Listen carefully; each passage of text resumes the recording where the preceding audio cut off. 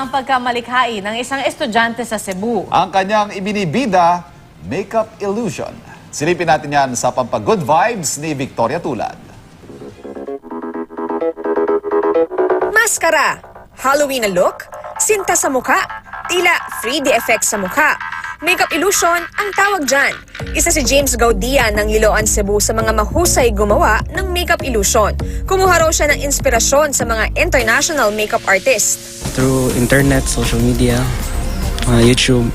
Our inspiration is James Charles, mga Hollywood YouTuber. Hindi dumaan ang workshop si James, pero dahil na rin sa kanyang hilig at husay sa pagme-makeup, nakakagawa ng iba't ibang looks si James.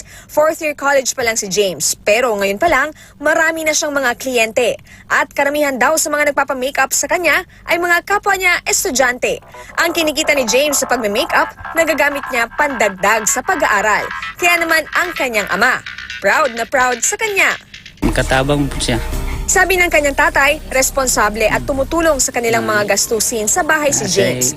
Ayon kay James, bawat isa sa atin ay may sariling talento. Kailangan lang raw itong pagbutihin para makakuha ng magagandang oportunidad. Victoria Tulad, Nakatutok, 24 Oras.